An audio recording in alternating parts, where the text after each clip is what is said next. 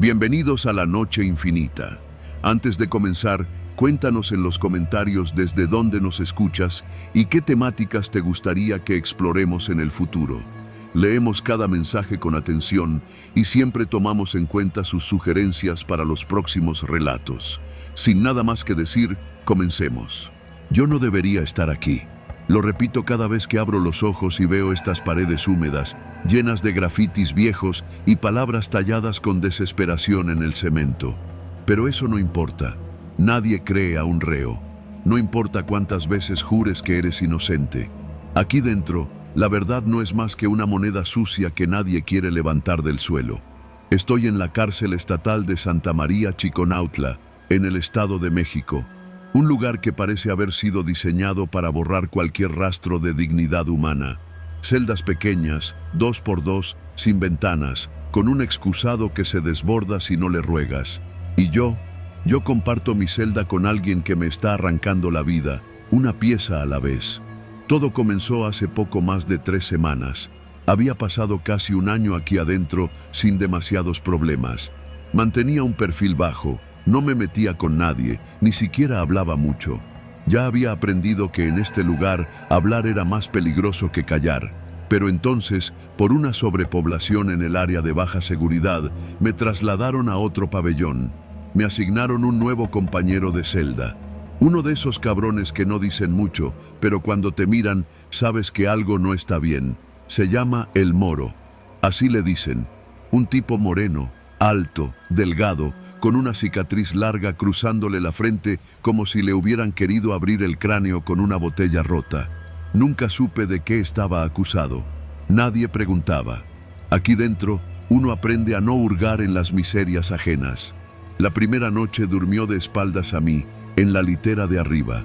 No roncó, no se movió. Al día siguiente me pareció que estaba sonriendo todo el tiempo. No una sonrisa de alegría. Number era algo más íntimo, como si supiera un secreto, como si estuviera esperando que algo pasara. Esa mañana me dolía la encía. Pensé que era una infección o alguna muela picada. No le di importancia. No hay dentistas en esta cárcel, solo hay otros reos con pinzas oxidadas y hambre de dinero. Tomé un analgésico que me dio uno de los custodios y seguí mi día. La segunda noche me desperté de golpe. Sentía la boca seca, algo raro. Al escupir en el suelo, vi sangre, mucha sangre. Me toqué los dientes y noté que me faltaba uno, el colmillo inferior izquierdo. Pensé que se me había caído, pero no, eso no era normal. Ni siquiera me dolía tanto. Era como si me lo hubieran extraído limpiamente. Cuando volteé a ver a El Moro, él ya estaba despierto, sentado en su cama, viéndome desde la litera superior. Tenía esa misma sonrisa, y entonces me dijo, uno menos. No supe cómo reaccionar, no entendía a qué se refería. Lo miré unos segundos, sin decir nada, y él volvió a acostarse, como si no hubiera dicho nada, como si no me estuviera volviendo loco. Al día siguiente, traté de denunciarlo. Fui con uno de los custodios, el más decente de todos, el licenciado Méndez, y le conté lo que había pasado. Me miró con desconfianza. ¿Se te cayó el diente o te lo sacaron?, me preguntó. No lo sé, solo sé que no está. Y el tipo con el que comparto celda dijo algo raro. No confío en él. Méndez suspiró y anotó algo en su libreta. Mira, González, aquí los traslados no se hacen por capricho. Si no hay sangre, no hay reporte. Si vuelve a pasar, me avisas. Y volvió a su rutina como si yo no importara, como si lo que me estuviera pasando fuera parte del castigo. Esa noche me dormí con una toalla amarrada en la boca, como un bozal.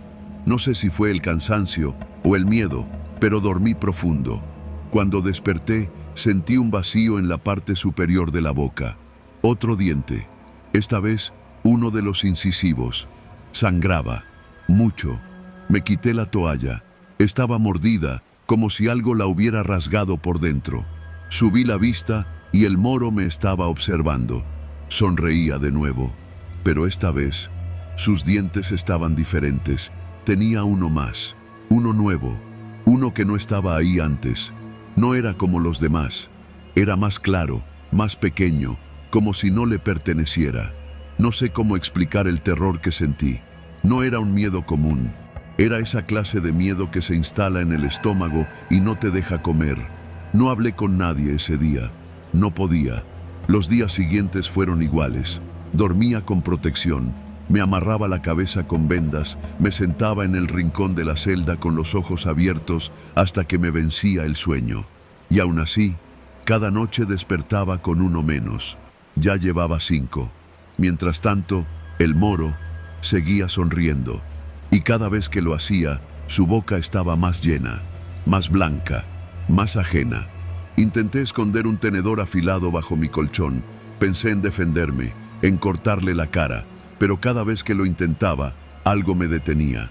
No era miedo, era algo más, como si me estuviera resignando, como si el cuerpo aceptara que había algo que no podía detener. La paranoia me hizo caer en aislamiento. Empecé a hablar solo, a morderme las uñas, a golpear la pared. Los demás internos me empezaron a evitar. Nadie quiere compartir espacio con un loco. Pero yo sabía que no estaba loco. Lo sabía porque cada vez que veía su sonrisa, veía uno de mis dientes ahí. No sé cómo lo hace. No sé si me droga, si me duerme con algo que le da alguno de los custodios, o si simplemente se sienta a esperar a que me duerma para desarmarme lentamente. Pedí revisión médica. Me ignoraron. Dije que quería ver al director. Se burlaron de mí. Un día, durante el recreo, lo enfrenté. Lo agarré del cuello, lo empujé contra el muro y le grité que me dijera qué me estaba haciendo. Me miró, tranquilo, con la misma sonrisa, y me susurró al oído: «Los tuyos me quedan bien». Nadie lo escuchó, nadie me creyó. Me metieron 5 días en aislamiento, 5 días sin contacto, sin voz. Al 5.º día, cuando me sacaron, me faltaban 3 dientes más. Ya no puedo hablar bien, me cuesta tragar. Apenas puedo masticar, pero el moro sonríe como si estuviera por aparecer en un comercial de pasta de dientes. Todos se lo dicen. Los custodios se burlan de mí ahora. «Mira al González, parece niño de kinder», dicen. «Y el moro, qué sonrisa se carga, ¿eh?». Intenté escaparme del pabellón. Pensé en arrojarme de la escalera solo para salir de la celda, pero cuando lo hice, me fracturé el tobillo, nada más. Me mandaron al área médica y apenas me recuperé, me devolvieron con él. Y ahora solo me quedan 7 dientes. Ya no duermo, no puedo, pero sé que esta noche será diferente. He guardado un pedazo de metal oxidado que arranqué de la rejilla del drenaje. Lo escondí bajo el colchón y hoy no me va a quitar nada. Voy a esperar a que crea que me dormí. Voy a fingir.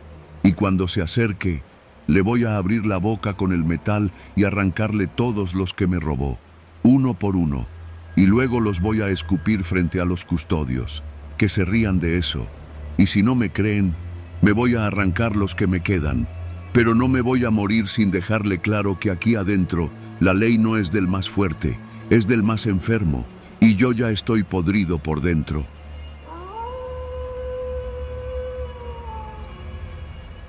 Me llamo Emilio, o me llamaba, ya ni sé. Antes tenía una vida normal.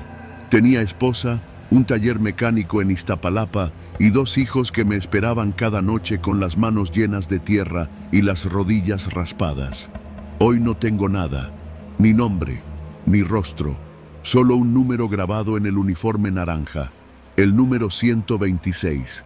Estoy preso en el Centro Federal de Readaptación Social número 1, el penal de máxima seguridad que todos conocen como el Altiplano, pero aquí adentro le decimos de otra forma, la jaula del hambre. No estoy aquí por matar, ni por robar. No puedo decir que soy inocente del todo, pero no merezco esto. Caí por encubrimiento, por no delatar a un amigo que sí se manchó las manos. Pensé que me tragaría unos años y saldría, pero aquí las reglas cambian. Desde el primer día supe que esto no era una cárcel común. En cuanto crucé las rejas, el comandante Ortega me miró con sus ojos de vidrio. Literal, de vidrio. Tenía uno postizo. Dicen que lo perdió en un motín en Tamaulipas. Su voz era seca, como lija. Aquí no hay derechos humanos. Aquí hay obediencia o huesos rotos. Me soltaron en el módulo Delta, el más cerrado. 4 pisos, 200 internos, celdas dobles, vigilancia por cámaras las 24 horas. No hay patio, ni recreación, ni libros. Solo un bloque de concreto donde la única distracción es ver cómo los demás se desmoronan. La comida es lo peor, no por su sabor, aunque sí sabe a cartón mojado, sino por cómo se reparte. Ortega tiene una regla extraoficial: comen los que pelean, así como lo oyes. Todos los días, a la misma hora, el altavoz suena y nos ordena bajar al comedero, una especie de cancha techada, sin gradas, sin sombra. Ahí pone un solo plato por cada 2 internos. Un guiso caliente, con arroz y tortillas, pero uno solo. La condición: el que lo gana, come. El otro, desaparece. Al principio creí que era una broma macabra, pero en mi primera semana lo vi. 2 internos, uno flaco y uno con brazos como marros. Se lanzaron sin aviso. El fuerte rompió al otro como si fuera papel. Le pateó la cabeza hasta que dejó de moverse. Cuando lo venció, se sentó con calma y devoró el plato. Nadie dijo nada. Los custodios miraban desde arriba, sin intervenir. Al perdedor lo sacaron en una camilla. Nunca regresó. Le pregunté a mi compañero de celda, un tipo apodado El Topo, qué pasaba con los que perdían. Se los llevan al sótano, me dijo, sin mirarme. Nadie vuelve del sótano. Pensé en no pelear, en aguantar el hambre, pero a la segunda semana mi estómago gruñía como perro de la calle. Ya estaba viendo doble. Me tocó pelear con un gordo tatuado que tenía las uñas comidas de ansiedad. Le dije que nos podíamos turnar, que lo partíamos entre 2. Solo me miró con una sonrisa hueca. Aquí se mueren los buenos. Yo sí quiero vivir. Me lanzó el primer golpe sin aviso. No sé cómo lo hice, pero lo esquivé y le metí un rodillazo directo al estómago. Cayó como costal. No me detuve. Tenía miedo. Si me levantaba, me mataba. Le di en la cara hasta que sus manos dejaron de cubrirse. Cuando terminé, mis nudillos estaban abiertos y ensangrentados. El gordo no se movía. Yo vomité al lado del plato. No pude comer. A la siguiente vez, ya no dudé. Así empieza la transformación. Día a día, te deshaces de ti mismo. Mueres un poco cada vez que le rompes la mandíbula a un desconocido por 3 tortillas y un vaso de frijoles aguados. Pero el hambre no es lo peor. Lo peor es el juego de Ortega. Cada semana, escoge a uno de los internos y lo llama a su oficina. Nadie sabe lo que pasa adentro, solo que el que entra, cambia. Un día me tocó a mí. 2 guardias me sacaron esposado. Caminamos por pasillos que nunca había visto. Oficinas abandonadas, tubos oxidados, grafitis hechos con sangre vieja. La oficina de Ortega estaba al final de un pasillo angosto. Dentro, un escritorio, una cámara vieja y una pantalla rota. Ortega me habló mientras afilaba una navaja. 126, ¿quieres salir de aquí? Sí, comandante. ¿Cuánto estarías dispuesto a hacer por comer todos los días sin pelear? No contesté. ¿Y si te dijera que puedes escoger con quién pelear los demás? Ahí supe que el verdadero poder aquí no era sobrevivir, era controlar el hambre de los otros. Me dio un sobre. Dentro había fotos de internos, sus nombres, sus delitos. Uno de ellos había matado a una niña. Otro había traicionado a su pandilla. Uno más era un político encerrado por desfalco. Elige a uno, me dijo. Y tú ya no peleas esta semana. No sé cuánto tiempo tardé, pero al final lo hice.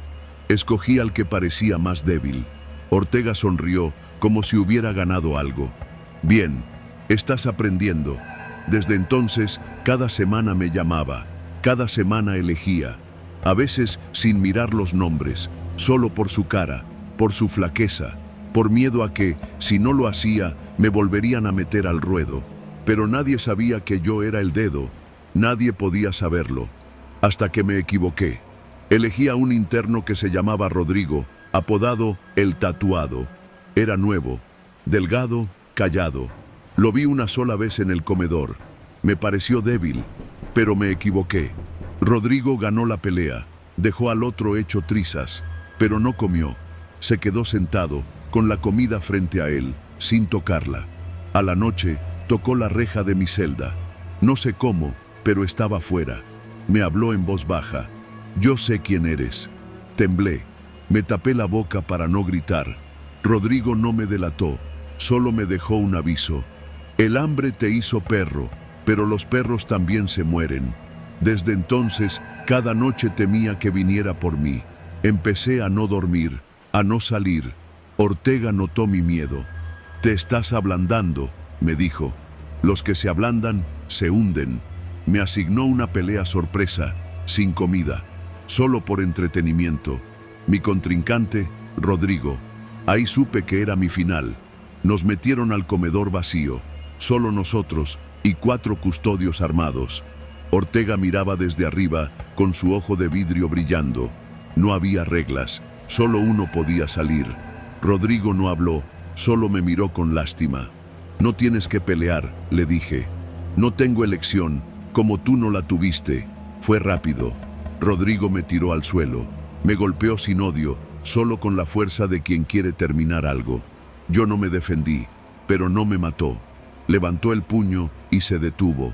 Me miró a los ojos. «Que te quede claro, no te salvé. Solo quiero que vivas para ver cómo muere el que te hizo esto».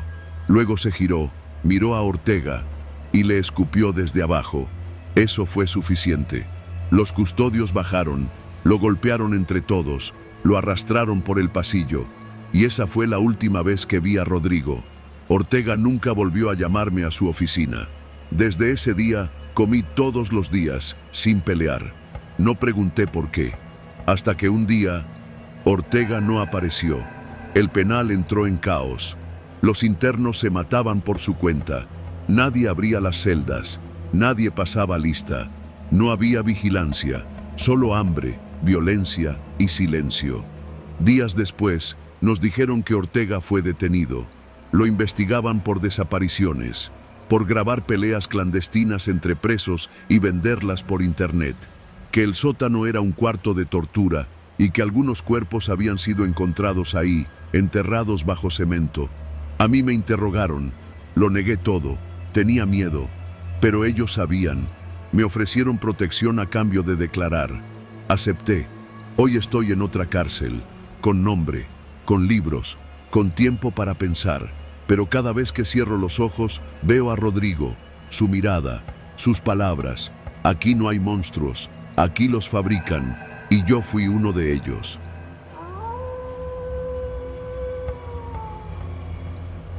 Mi nombre es Tomás y soy custodio penitenciario. Trabajo desde hace más de 10 años en el Centro de Readaptación Social número 6 en Huimanguillo, Tabasco. La cárcel está ubicada en un área semiurbana, rodeada de cañaverales, monte y un calor que parece nunca dar tregua, ni de noche. Aquí la humedad se siente como un segundo uniforme, pegajoso y constante. Los internos dicen que este es un infierno donde nunca pasa nada. Hasta que pasa. Yo siempre estuve asignado a la torre de vigilancia número 4. Desde allá se ve casi todo el patio central, los módulos de mínima y mediana seguridad y parte del perímetro trasero, ese que colinda con la maleza. Durante años creí que lo había visto todo. Peleas, intentos de fuga, motines abortados, tráfico de todo tipo. Pero la historia que te voy a contar no tiene que ver con los internos. Tiene que ver con nosotros, los que llevamos uniforme.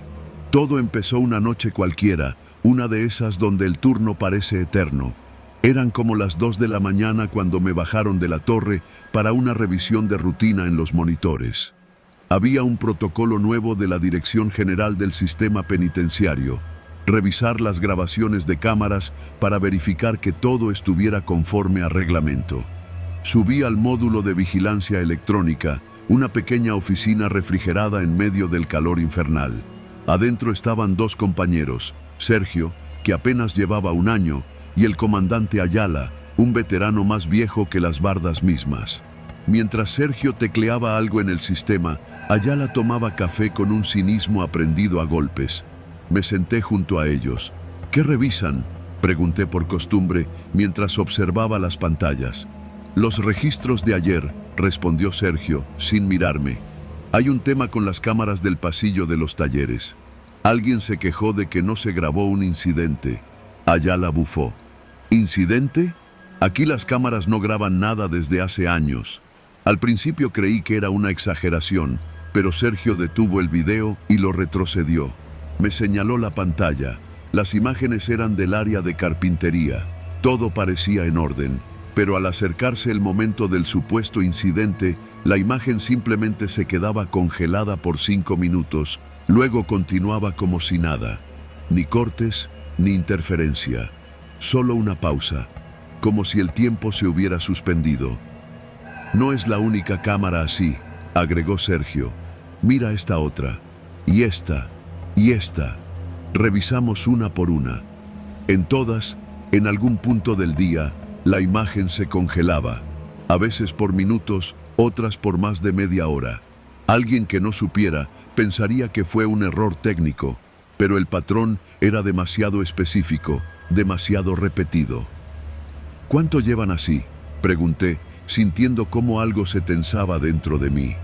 Ayala miró al monitor sin pestañear. Desde antes que tú llegaras, Tomás. Lo que pasa es que ya todos nos hicimos pendejos. Aquí nadie quiere ver nada. ¿Y por qué no lo reportaron? ¿A quién? ¿A la dirección? Ellos saben, los de informática también, pero te lo explico fácil. Si las cámaras grabaran, muchos de nosotros no estaríamos aquí afuera, sino allá adentro. Me quedé en silencio. Ayala se levantó y salió del cuarto sin decir más. Sergio me miró, incómodo. Yo no sabía si estaba bromeando o hablaba en serio, pero empecé a prestar más atención. Las siguientes noches volví a revisar los videos por mi cuenta. Había grabaciones que no mostraban nada, pero otras que parecían editadas. Tomas estáticas, planos generales, ausencia total de movimiento. Me parecía raro que en una cárcel donde viven casi 1000 internos hubiera tantas horas donde no pasaba absolutamente nada. Eso no era normal. Una madrugada bajé de la torre y fui al módulo de control sin avisar. Sergio ya no estaba. Había pedido cambio de penal por motivos personales. En su lugar había otro custodio, joven también, con cara de no saber nada. Me armé de valor y fui con Ayala otra vez. Quiero saber la verdad. ¿Qué pasa con las cámaras? Ayala me observó por un largo momento. Luego me hizo una seña para que lo siguiera. Caminamos hasta una de las bodegas abandonadas, donde antes almacenaban equipo de mantenimiento. Allí sacó una caja con carpetas y discos duros, todo cubierto de polvo. «Mira esto», dijo, colocándome frente a una computadora vieja. Conectó un disco duro. Era del año 2015. Comenzó a mostrarme imágenes de las cámaras, esta vez sin cortes. En una se veía como un interno era brutalmente golpeado por 3 custodios. En otra, 2 mujeres del área médica salían de un módulo a medianoche, cuando ya no deberían estar ahí. Otra mostraba a un interno siendo sacado del penal en un vehículo del personal, sin registro de salida. Esto es solo un fragmento. Hay horas de grabaciones así. Las cámaras sí funcionaban antes, pero cuando se dieron cuenta de que eran demasiado buenas, las apagaron. Me sentí enfermo. ¿Y todos lo saben? Solo los que llevamos tiempo aquí. Lo nuevo llega, ve las pantallas y piensa que todo está grabado, pero son solo repeticiones. Algunas cámaras ni conectadas están. ¿Y los jefes? Ellos lo permiten. Mientras no haya broncas, todo sigue igual. Pero si un día uno de esos discos cae en manos equivocadas, después de eso, no dormí tranquilo. Empecé a notar más cosas. Cómo algunos internos eran llevados a audiencias en la madrugada, cómo los traslados se hacían sin registro, cómo compañeros míos entraban con mochilas llenas y salían con las manos vacías. Un martes, en el cambio de turno, uno de los custodios no apareció. Lo buscaron durante horas hasta que lo encontraron dentro de uno de los baños, inconsciente. Dicen que fue un bajón de presión. Yo vi los videos. En ese momento, la cámara de ese pasillo también se había congelado. Poco después, Ayala desapareció. Dijeron que lo trasladaron a un penal en Chiapas, pero no hubo papeleo ni despedida.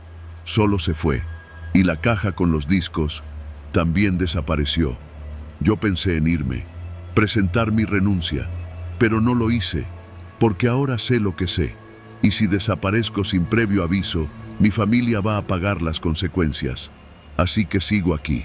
Subo a la torre cada noche, con mi radio, mi linterna y una pistola descargada, porque en esta cárcel la única regla que importa es: no grabes, no preguntes, no mires. Finge que las cámaras funcionan, finge que todo está bajo control, pero yo ya no puedo fingir, porque sé que en cualquier momento, cuando nadie mire, cuando las cámaras se congelen, me puede tocar a mí. Y entonces nadie va a saber lo que pasó, porque aquí, en esta cárcel, las cámaras solo sirven para aparentar.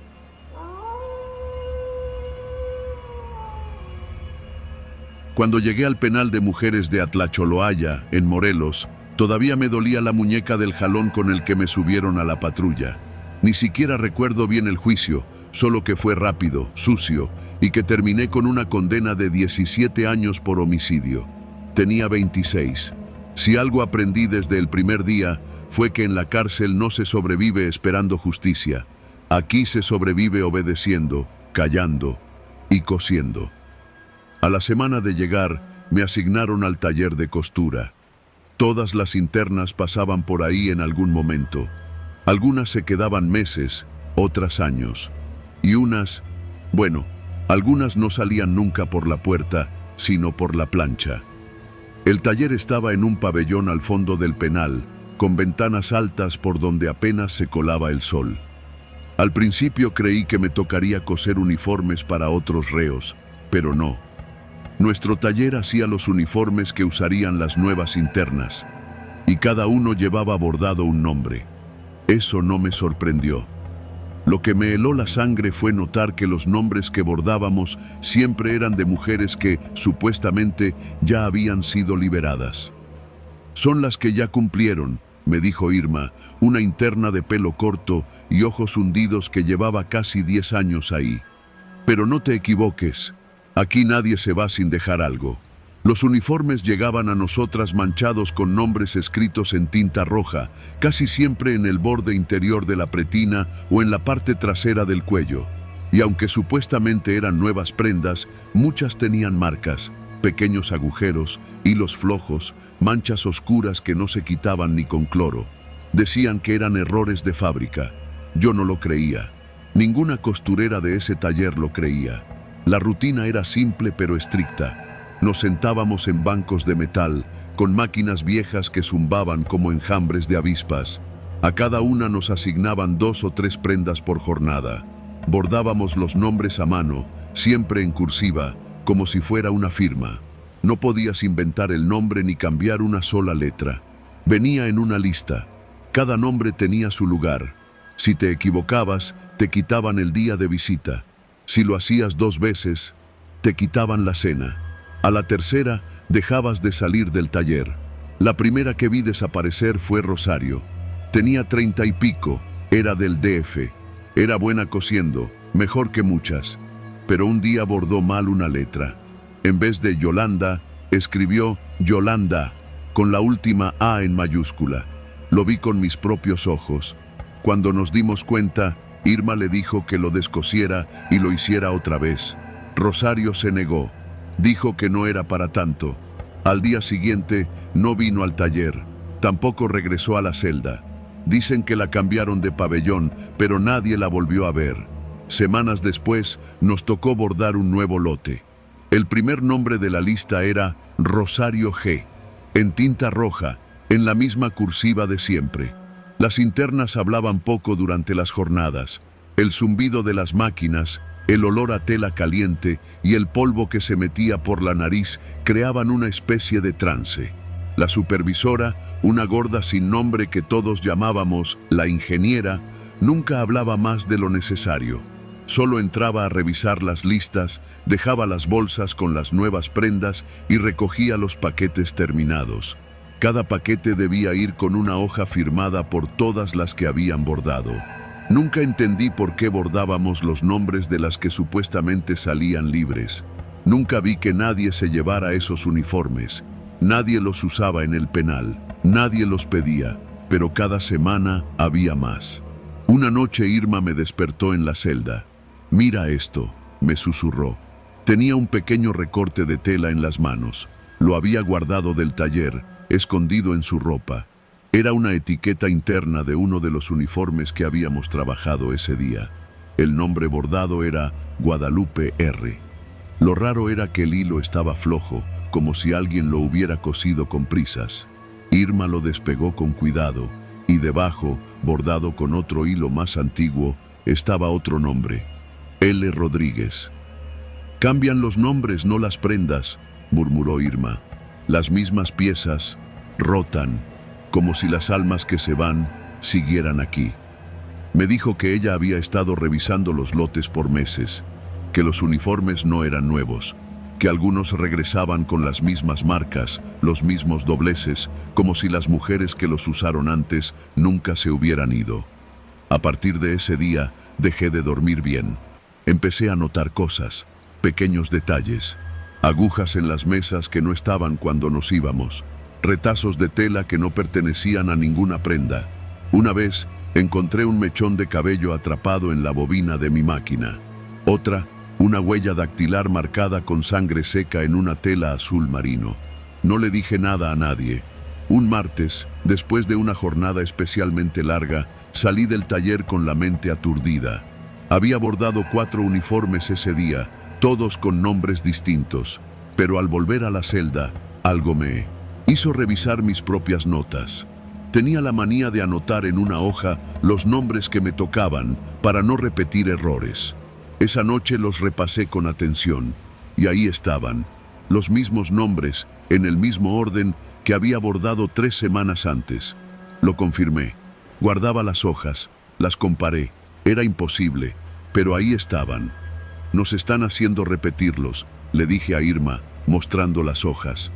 Ella me miró con una mezcla de miedo y resignación. «No son nombres, son advertencias», susurró. Al día siguiente, Irma no volvió. Pregunté por ella. Nadie dijo nada, ni en el pabellón, ni en el comedor, ni en el taller. La ingeniera no hizo comentario alguno, simplemente dejó el nuevo lote, más grande que nunca.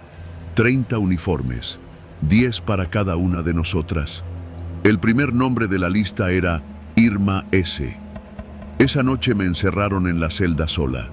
A medianoche, escuché la máquina de coser del taller funcionando. No era una alucinación. El zumbido se colaba por las paredes como si alguien la estuviera usando a toda velocidad. Me tapé los oídos. No ayudó. La siguiente semana, una nueva interna fue asignada al taller. Se llamaba Dulce. Tenía 19 años. No hablaba mucho. Yo tampoco. Ya no tenía nada que decir. Un día, mientras revisaba su primer uniforme, Dulce me preguntó: «¿Por qué los nombres están escritos así, como si fueran firmas?». Yo no respondí. En el fondo, ya lo sabía. Porque no bordábamos para las que salían. Bordábamos para las que se quedaban, para las que habían desaparecido. Para las que, como Irma, como Rosario, como yo, entendían que en ese lugar no hay libertad. Solo nombres que regresan, uniformes que repiten su historia. Ahora, cada que termino de bordar un nombre, me detengo un momento antes de firmar la hoja. Me fijo si el uniforme tiene alguna marca, un doblez, una mancha, una costura extraña. Y cuando creo que estoy a punto de volverme loca, me acuerdo de algo que Irma me dijo antes de desaparecer. La cárcel no es para las que se equivocan, es para las que no pueden callarse. Así que sigo bordando, cada nombre, cada hilo, esperando que el mío no regrese nunca, porque cuando eso pase, significará que ya no estoy, o peor aún, que nunca me fui.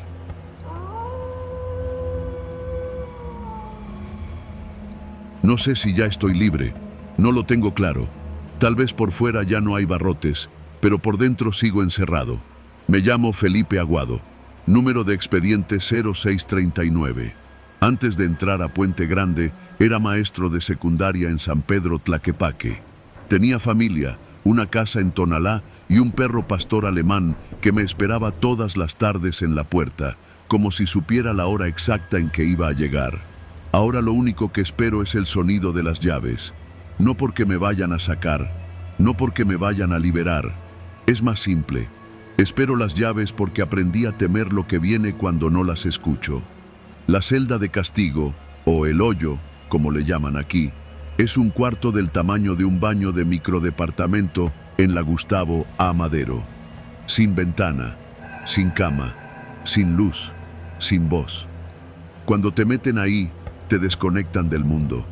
No sabes si es de día o de noche, si es martes o domingo, si afuera está lloviendo o hay fiesta patria.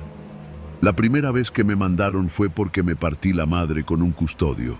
Fue sin querer. Me empujó y le respondí con el puño.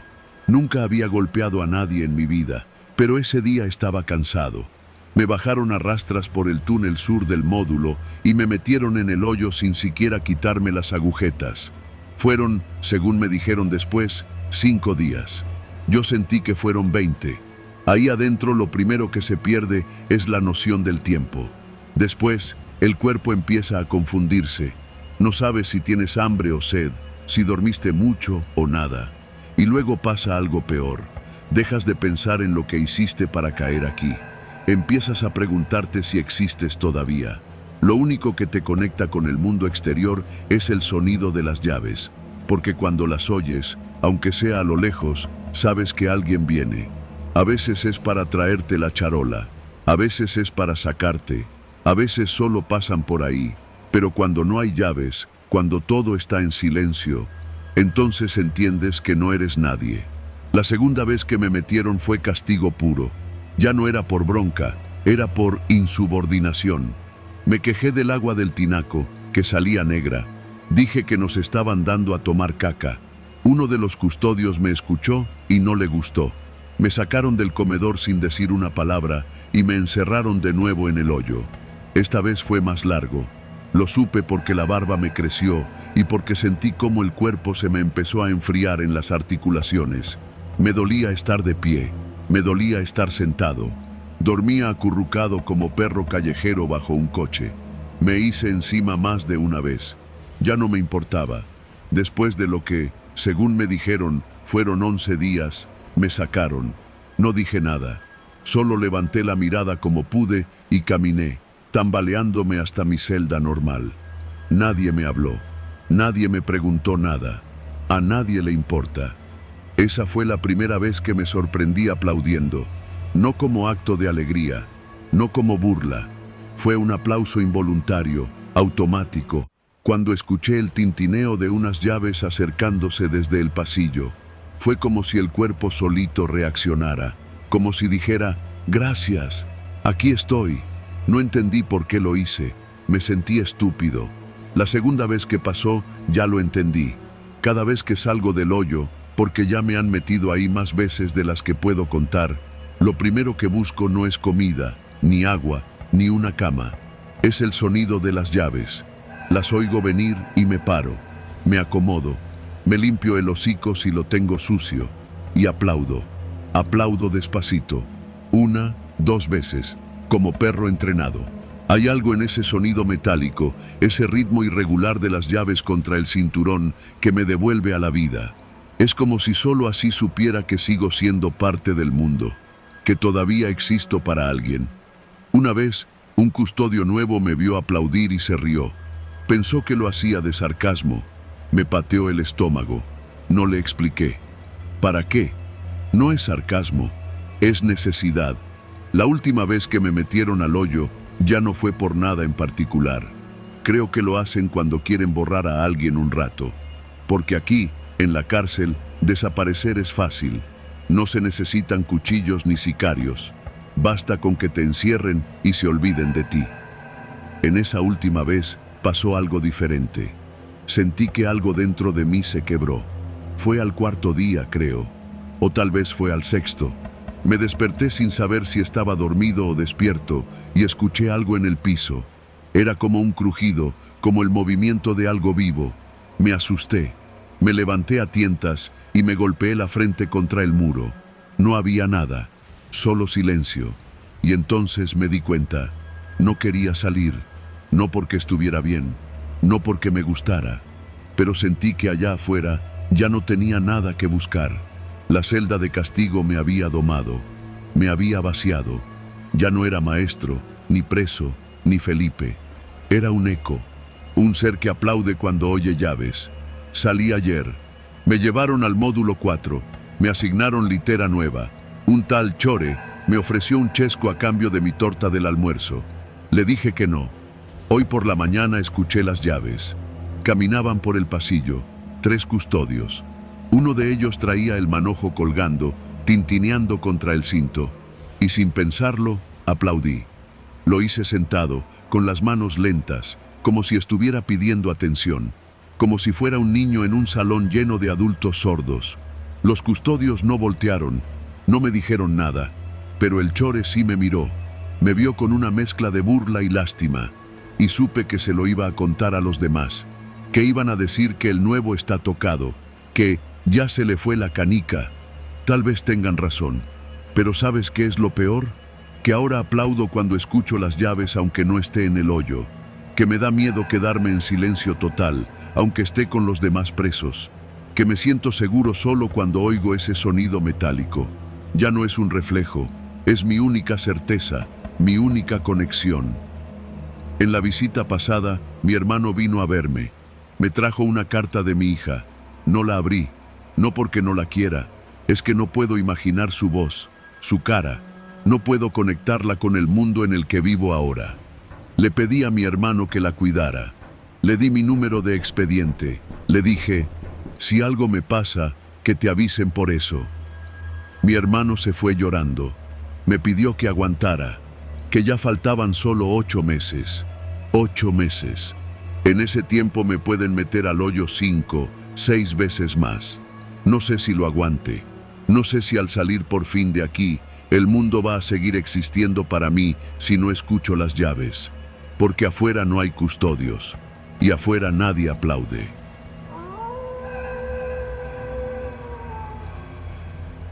Me llamo Jonathan. Fui interno en el reclusorio Varonil Oriente durante 2 años y 7 meses. Hoy estoy libre, si se le puede llamar libertad a esto que vivo ahora. La gente allá afuera cree que las cárceles mexicanas son como en las películas gringas: violencia, pandillas, drogas.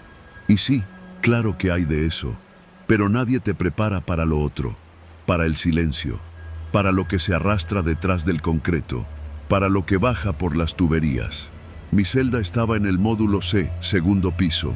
Uno de los custodios me dijo que esa zona la llamaban el acuario, porque todo se ve desde arriba, pero nadie se mete si no lo necesitan. Desde el primer día que llegué, noté cosas que no cuadraban. Lo primero fue el olor. La cárcel siempre huele a encierro, a sudor viejo, a cigarro húmedo.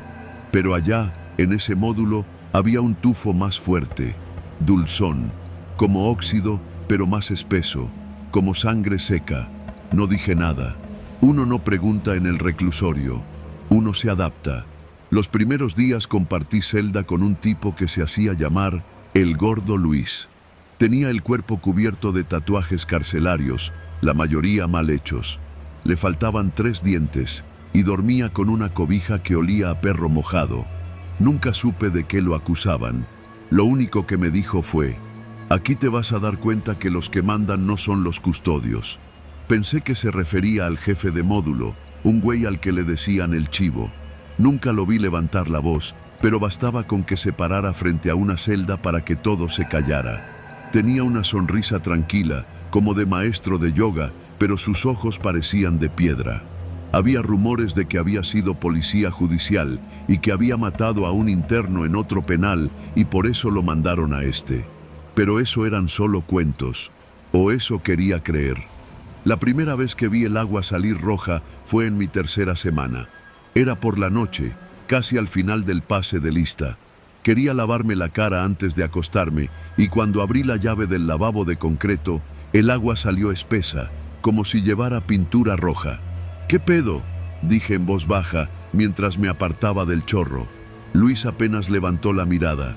No te espantes, pasa a veces. ¿Y nadie dice nada? ¿A quién? ¿Al chivo? Y soltó una risa sin dientes. Mejor duerme, güey. Intenté no pensar en eso. Podría ser óxido en las tuberías, pensé.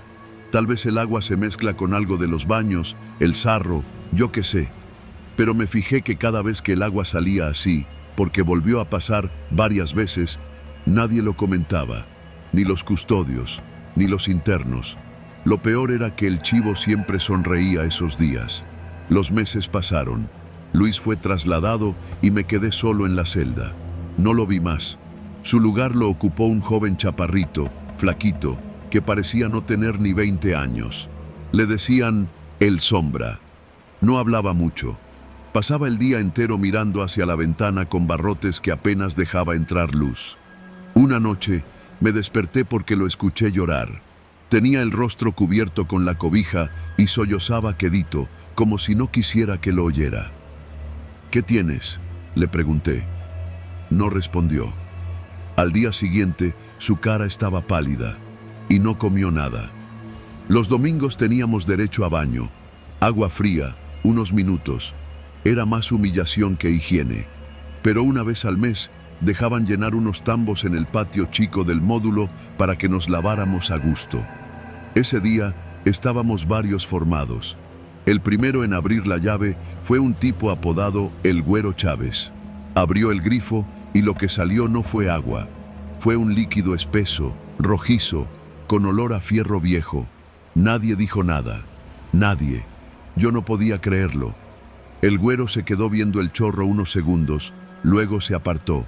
Y así, uno a uno, todos llenaron sus cubetas con eso. Nadie protestó. Nadie preguntó. Cuando me tocó a mí, abrí la llave con la esperanza de que saliera agua normal. Pero no. Esa cosa roja siguió fluyendo. Y el chivo, desde su banquita de cemento, sonreía. Esa noche no pude dormir. Me la pasé dando vueltas en la litera mientras el Sombra se tapaba hasta la cabeza. A medianoche empecé a oír el goteo. Era diferente al de siempre, más denso, como si lo que cayera no fuera líquido. Me levanté y me acerqué al lavabo. Una gota gruesa se desprendió del grifo y cayó en el fondo del concreto. Era roja, pero no era agua. Me incliné para olerla. No sé cómo describirlo. Era como si hubieran hervido carne y luego hubieran dejado esa agua a pudrirse con óxido. Ese olor se me quedó en la nariz.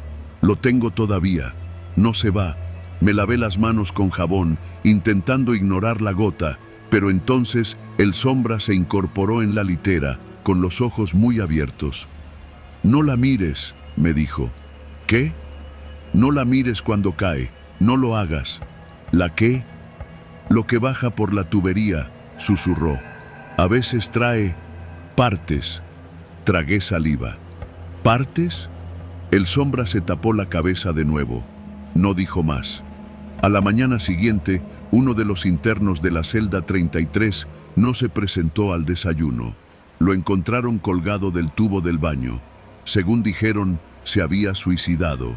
Nadie lloró, nadie rezó. Solo sacaron el cuerpo y encerraron a su compañero en la celda sin decir una palabra. Y esa noche, el agua volvió a salir roja. El chivo sonreía más que nunca. Pasó el tiempo. Yo ya no podía más. No dormía, no comía bien. Empecé a escribir lo que veía en los envoltorios de las sopas instantáneas, en hojas de papel de baño, en cualquier pedazo de cartón que me encontraba. Nadie me creía. Nadie quería hablar del tema. Era como si todos estuviéramos fingiendo.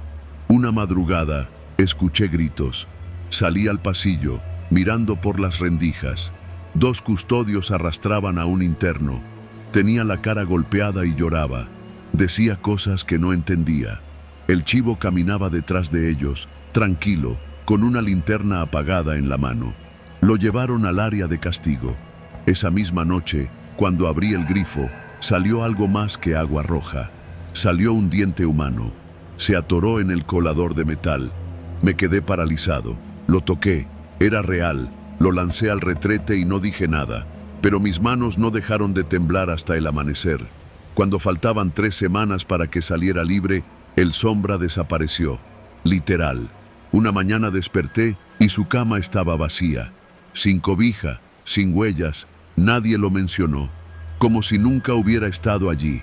Yo sabía que no había sido trasladado porque no había registro, solo lo habían borrado. Esa noche, el agua del lavabo salió limpia por primera vez en meses.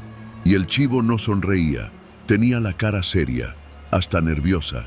Salí del reclusorio un martes, justo después de las 9 de la mañana. Me dieron mis pertenencias, una cartera vacía, una playera que ya no me quedaba y una hoja donde decía que mi deuda con la justicia había sido saldada.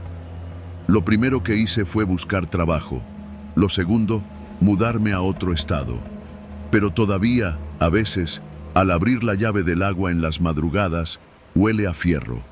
Y cuando eso pasa, no miro, no pregunto, porque aprendí que lo más peligroso no es lo que te hacen en la cárcel, sino lo que la cárcel deja dentro de ti, y que hay cosas que bajan por las tuberías que nunca debieron haber subido.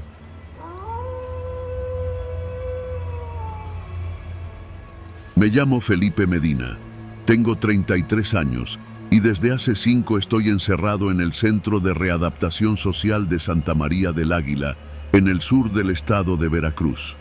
Fui sentenciado por secuestro, aunque nunca se comprobó nada. Nunca hubo rescate, nunca hubo pruebas claras. Pero no vine a justificarme.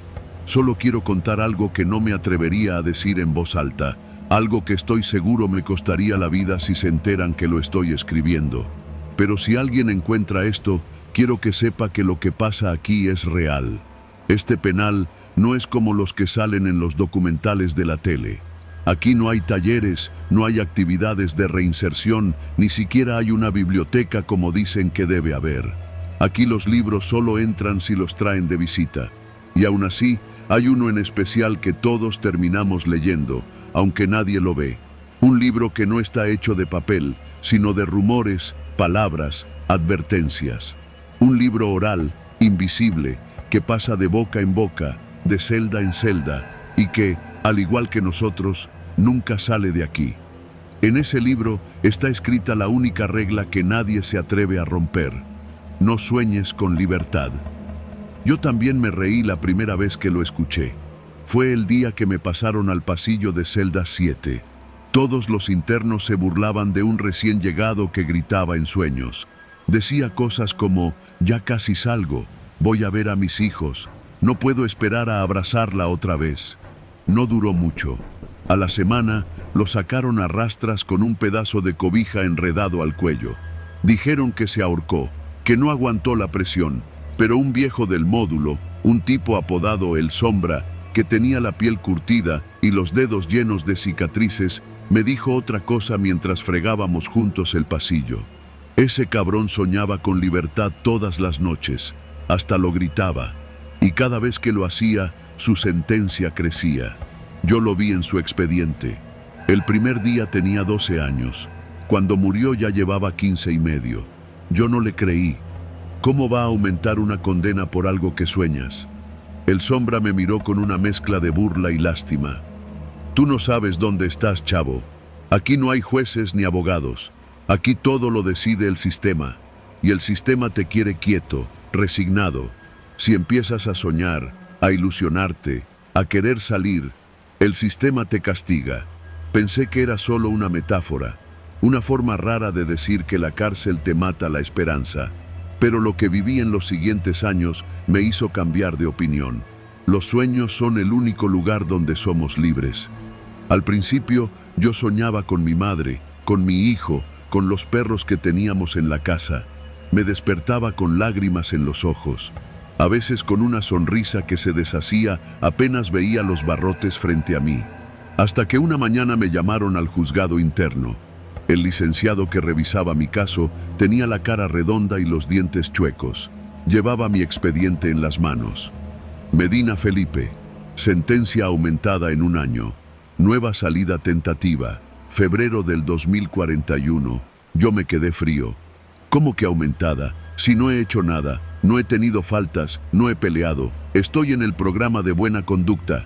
El licenciado solo me miró con ese desdén cansado de burócrata eterno. No tengo los detalles, solo la orden. Firma aquí, por favor. Ahí fue cuando me acordé de lo que dijo el Sombra. Esa noche no pude dormir. La paranoia me invadió. ¿Cómo carajos alguien podía saber lo que soñaba? ¿Había micrófonos, cámaras ocultas? ¿Alguien me vigilaba mientras dormía? Le pregunté a todos. A los custodios, a los internos, hasta al psiquiatra del penal.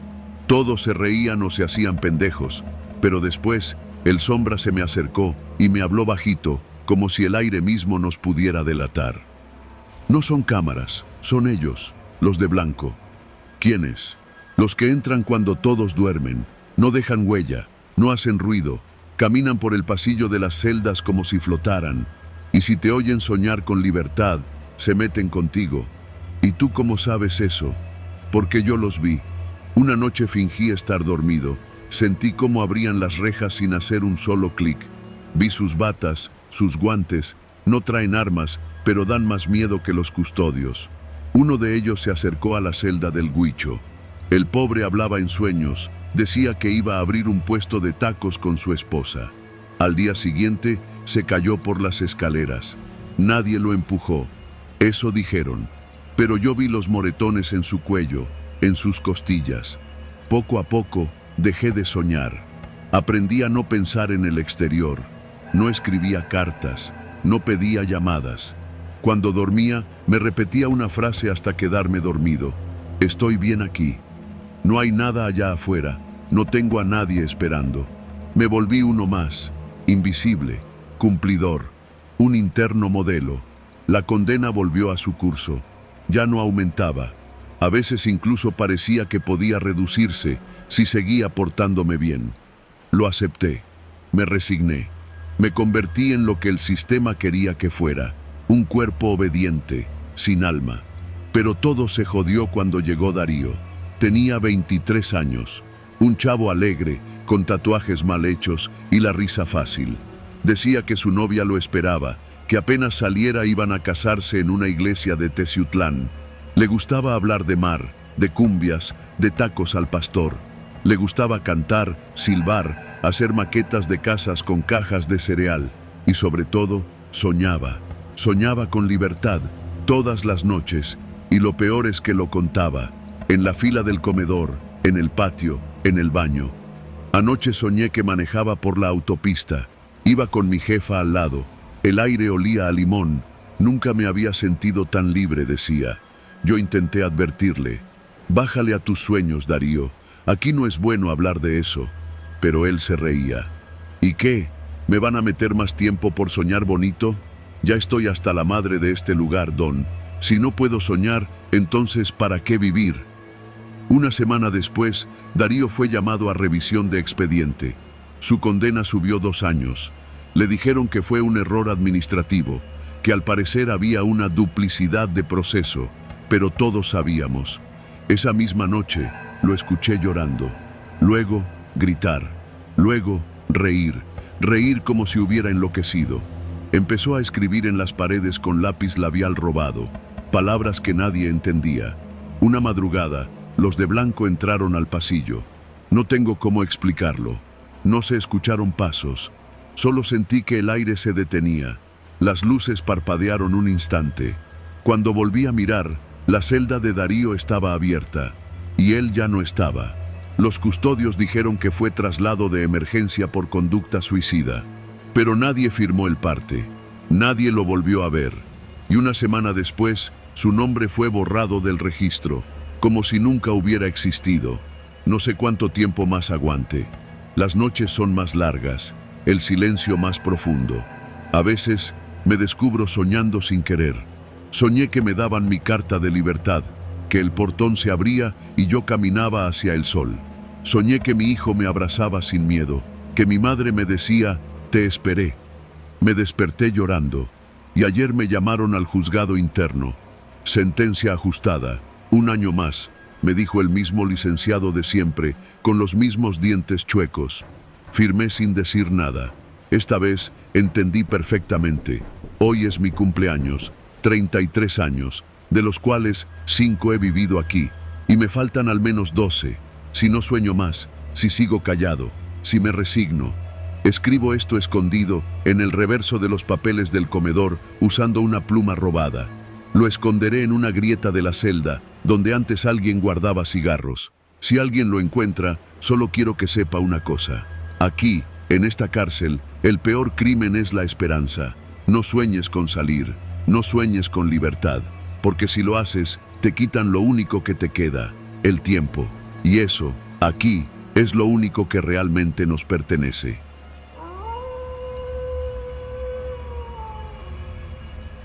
Cuando me encerraron en el penal de Apodaca, ya sabía que el verdadero castigo no eran los barrotes ni el calor que azotaba las celdas sin ventilación. Lo supe desde el primer día, cuando un reo con el rostro deformado por cicatrices me clavó los ojos y me soltó, sin emoción. Aquí en el pabellón norte, el que confiesa su delito muere al amanecer. Pensé que era una forma de asustar a los nuevos, una leyenda de pasillo. Pero bastaron 2 semanas para entender que no era ninguna broma. Mi nombre no importa. Lo que importa es que terminé allí por una combinación de decisiones pendejas, necesidad y traición. No soy santo, pero tampoco era como los demás. Los que caen en Pabellón Norte no están por robar carteras o vender grapas en las esquinas. Number. A ese pabellón lo llaman el de los rotos. No por estar dañados, sino porque todos ahí cargan con algo que nadie debe saber. La primera vez que alguien rompió la regla fue un tipo llamado Gerardo, un güey de Hermosillo que, después de 2 meses aguantando la presión, soltó en la cena. Yo sí lo hice, me chingué a mi jefe, a balazos, no me arrepiento. El comedor quedó en silencio, todos volteamos hacia él, nadie dijo nada. Solo se escuchó el tintinear de las cucharas sobre las bandejas metálicas. A la mañana siguiente, Gerardo apareció colgado en el baño del módulo 3, con una sábana anudada al cuello y una palabra escrita con sangre en la pared. Confesó. Los custodios dijeron que se había suicidado, pero todos sabíamos que no. Desde entonces, nadie hablaba de su caso, ni siquiera los nuevos preguntaban. Bastaba con que alguien lo mirara con cierta intención para que supiera, cállate o amaneces frío. Yo llevaba 3 meses sobreviviendo. Era callado, respetuoso. Aprendí a moverme sin hacer ruido, a decir lo justo, a no mirar más de la cuenta. Pero hay cosas que uno no puede esconder para siempre. Todo empezó a joderse el día que llegó Edgar el Rulas, un cabrón chaparro, con cara de niño y alma podrida. Desde que entró al pabellón, traía la lengua suelta. Se la pasaba burlándose de todos, como si no supiera las reglas. Pero lo que nos preocupaba no era su actitud, sino lo que decía en sueños. Sí, el Rulas hablaba dormido. Las primeras noches lo ignoramos. Pensamos que eran puras pendejadas, que hablaba del barrio, de su mamá, de tacos. Pero una madrugada, el Piti, un güey que compartía celda con él, se despertó pálido, con los ojos como platos, y nos lo dijo en voz baja. Anoche, el Rulas dijo que quemó vivos a 2 chavitos en un terreno baldío. Nadie reaccionó, pero todos lo escuchamos. El aire se volvió denso, pesado, y entonces alguien preguntó, ¿eso cuenta como confesión? No hubo respuesta, pero esa noche, el Piti pidió cambiarse de celda. Los custodios lo negaron. El Rulas seguía durmiendo como si nada. Al 4.º día, el Rulas se cayó, como si algo o alguien le hubiera avisado. Ya no hablaba dormido, ni despierto. Se volvió más serio, más reservado. Pero ya era tarde. Todos sabíamos lo que había dicho. Y eso, en Pabellón Norte, es sentencia de muerte. La noche que lo mataron, hubo silencio absoluto. Ni gritos, ni alboroto. Solo al día siguiente, cuando pasaron lista, lo encontraron con la boca llena de ceniza, como si alguien le hubiera metido carbón ardiendo mientras aún respiraba. En el piso, junto a su cuerpo, alguien escribió con un gis: la lengua lo enterró. Después de eso, yo ya no dormía bien. Soñaba con lo que hice, con lo que escondía. Sentía que la culpa me respiraba en la nuca, como un perro rabioso esperando a que flaqueara. Y lo peor es que yo no había sido. Me encerraron por algo que no hice. Me cargaron un delito que le pertenecía a otro.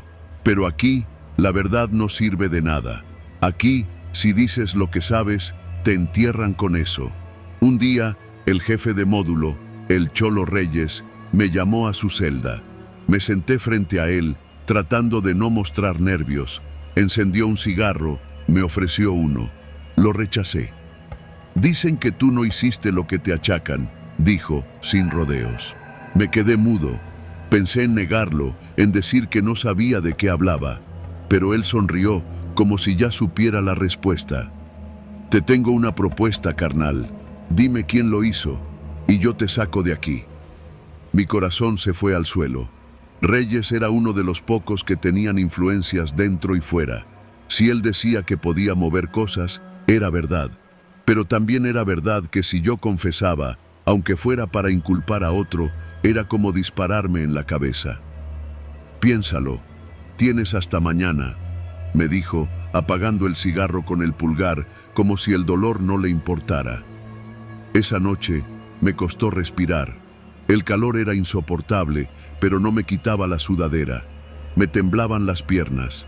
Sabía que si decía algo, me mataban. Pero si no decía nada, me pudriría ahí dentro. Pensé en mi madre, en los años que le robé con mi silencio, en la vida que me arrebataron por no tener dinero para un buen abogado, en el verdadero culpable, viviendo libre en algún barrio de Monterrey. Pero también pensé en Gerardo, en el Rulas, en todos los que se confiaron. Al día siguiente fui a buscar al Cholo Reyes. Lo encontré jugando dominó con dos de sus lacayos. Me miró con cara de fastidio. ¿Y entonces?, preguntó, sin levantar la vista de las fichas. No puedo, le dije, sin tartamudear. Prefiero tragar mierda aquí dentro que amanecer con un alambre en el cuello. El silencio que siguió duró una eternidad. Luego soltó una carcajada seca, sin alegría. Bien, tienes huevos. Eso no se ve mucho por aquí. Me dio una palmada en el hombro y volvió a su juego. Nunca volvió a tocar el tema. Pero después de eso, las cosas cambiaron para mí. Los otros reos me miraban distinto, como si me hubieran medido y encontrado digno. Ya no me jodían. Me ofrecían comida, respeto, pertenecía. Pero el miedo nunca se fue. Dormía con un ojo abierto por si alguien malinterpretaba una palabra, un suspiro, un sueño. Aprendí a no hablar de mi caso, a fingir que sí lo hice. Aquí, la culpa te protege. Pasaron los años. Salí con buena conducta, porque afuera nadie sabía que aquí adentro hay reglas más fuertes que las leyes del país. Ahora vivo en un cuartito en Guadalupe. Trabajo en un taller mecánico. No tengo redes sociales, ni amigos. Solo mi madre, que aún me pregunta qué fue lo que pasó de verdad. Y yo solo bajo la mirada y le digo lo que aprendí en Pabellón Norte. Hay cosas que es mejor no confesar, aunque sean verdad.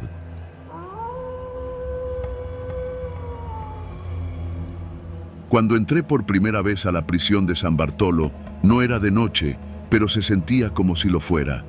Las nubes densas ocultaban el sol, el aire olía a tierra húmeda y al humo seco de los fogones de los custodios. Mis pies estaban encadenados y mis muñecas también. Me bajaron del camión como a un animal, entre gritos y empujones, y apenas crucé la reja principal, supe que no volvería a ser el mismo. Tenía 27 años y una condena de 15 por robo agravado. No maté a nadie, pero eso allá afuera. Aquí adentro, uno mata todos los días, a veces con la mirada, a veces con silencio, a veces con las palabras que decides no decir. San Bartolo no es una cárcel de las que salen en la tele. No hay celdas individuales, ni guardias con uniforme brillante. Es un bloque de concreto rajado, construido en los años 70 en el norte de Veracruz, perdido entre cerros secos y caminos de tierra. Adentro hay 4 módulos, todos con techos que chorrean cuando llueve y baños que apestan a muerte vieja. Las celdas son mazmorras compartidas, donde 10 u 11 hombres duermen apretujados como costales de frijol. No hay camas para todos. A veces duermes de pie o sobre un cartón húmedo. A veces simplemente no duermes. Pero lo más duro no es eso. Lo que quiebra el alma no es la comida echada a perder, ni las peleas acuchilladas por un cigarro. Lo que de verdad destruye es el tiempo. El tiempo y el silencio que se cuela por las grietas de los muros y se mete en la cabeza hasta hacerla tronar. El primer día me asignaron a la celda número 12, en el bloque antiguo. Me dijeron que era la más tranquila. Mentira. Ahí mandaban los que ya no tienen nada que perder. Ese que está ahí, me susurró un custodio al entrar. Lleva casi 40 años aquí. Dicen que mató a 2, pero nunca lo comprobó nadie. El hombre al que se refería era viejo, pero no frágil. Más hueso que carne, pero con los ojos de alguien que aún podía romperte con la pura mirada. Se sentaba siempre en la esquina, junto al tragaluz oxidado, fumando cigarros que él mismo armaba con hojas de Biblia. «¿Cómo te llamas?», me preguntó apenas crucé el umbral. «Iván», le respondí, sin pensarlo. «Error», me dijo, sin alzar la voz. «Aquí no tienes nombre». Lo miré sin entender. «Olvida tu nombre», continuó. «Es el primer paso para no volverte loco». Me reí, nervioso. Pensé que estaba bromeando, pero nadie más se rió, y nadie más volvió a llamarme por mi nombre. Desde entonces me convertí en el nuevo, el del camión, el morro, o simplemente tú. Aquel viejo se hacía llamar el Muelas. Nunca supe si por gusto o por venganza. Nunca lo vi sonreír, pero él fue el que me enseñó a sobrevivir. El primer consejo fue ese: olvida tu nombre. Aquí adentro, el nombre es un ancla que te jala hacia tu vida de antes. Si te aferras a él, el encierro te va a tragar entero. No lo entendí hasta mucho después. El segundo fue: nunca te sientes en las escaleras. ¿Por qué?, le pregunté una vez. Porque hay cosas que solo suben, y tú no quieres ser una de ellas. Tardé semanas en comprender que las escaleras del bloque antiguo tenían dueño. En las noches, hombres con ojos apagados subían sin hablar, hacia el techo. Algunos regresaban, otros no. Una noche escuché pasos, muy lentos, y risas apagadas que venían desde arriba. Nadie en la celda se movió, ni un murmullo, ni una respiración fuerte, como si ya supieran lo que iba a pasar. Y cuando al amanecer apareció un bulto cubierto con una cobija junto al comedor, entendí que las escaleras eran una condena extraoficial. Con el tiempo, el Muelas comenzó a hablarme más. Siempre me hablaba en voz baja, como si cada palabra fuera un secreto. «Aquí adentro nadie muere de viejo», me dijo una tarde. «Aquí te quitan la vida a pedazos, te empiezan por la risa, luego te cortan los recuerdos, y al final te dejan el miedo, para que lo mastiques el resto de tus días». Una noche me llamó y me pidió que me sentara con él, junto al tragaluz. «Hoy vas a aprender lo más importante», me dijo, «lo que nadie te va a decir». Me contó la historia de un interno al que llamaban el Jarocho. Fuerte, joven, recién llegado como yo. Quería controlar el módulo con puños. No duró ni un mes. No lo mataron a golpes. Lo hicieron quebrarse por dentro. ¿Sabes cómo?, me preguntó el Muelas. Negué con la cabeza. Lo escuchaban hablar dormido. Decía el nombre de su madre, de su hija. Gritaba cosas de su casa. A la semana ya todos sabían sus puntos débiles. Lo hicieron llorar. Lo humillaron. Y luego le dejaron una cuerda en su catre. Nadie dijo nada. Guardó silencio unos segundos. Luego me miró fijo. «Por eso, muchacho, aquí no tienes nombre, ni madre, ni pasado, ni nadie. Si lo olvidas, vives. Si no, te matan desde dentro». Desde ese día empecé a practicar el arte de desaparecer.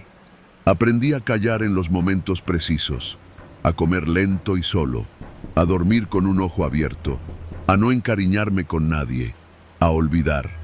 Afuera tenía una madre, una hermana y un perro viejo que dormía junto al tanque de gas. Adentro solo tenía los muros y al Muelas. Pasaron los años, muchos. Perdí la cuenta exacta. Me convertí en uno más del bloque antiguo. Ya nadie me decía el nuevo.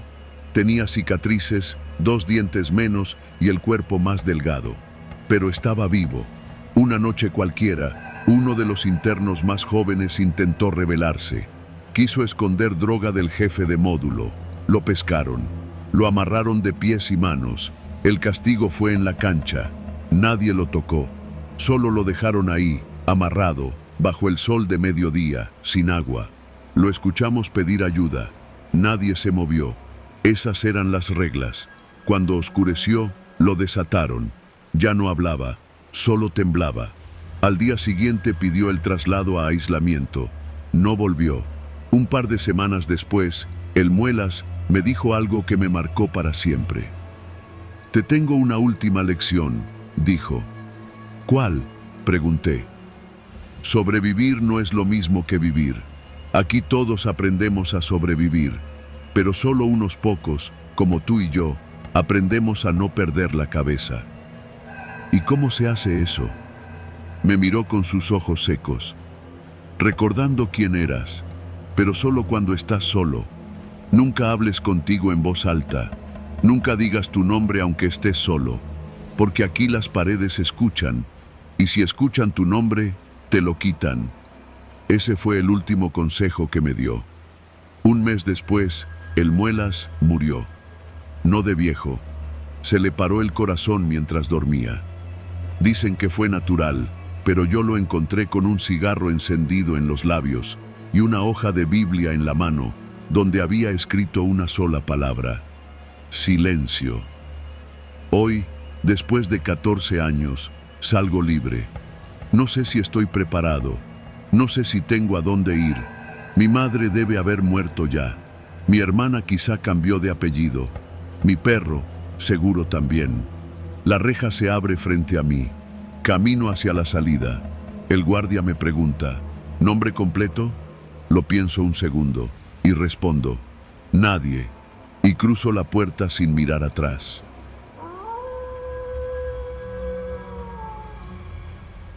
Trabajé en la cárcel estatal de San Rafael del Valle durante casi 6 años. Era uno de esos trabajos que tomas cuando no hay otra opción y te dices a ti mismo que es temporal. Pero el tiempo pasa y uno se va quedando como un clavo oxidado en una tabla podrida. No es que me gustara, pero pagaba el seguro y con eso ya era suficiente. Mi turno era el nocturno. Entraba a las 10 de la noche y salía a las 6 de la mañana. Me asignaban el módulo 4, el más viejo de todos, una estructura de concreto maltratado que apestaba a orines secos, humedad y desesperanza.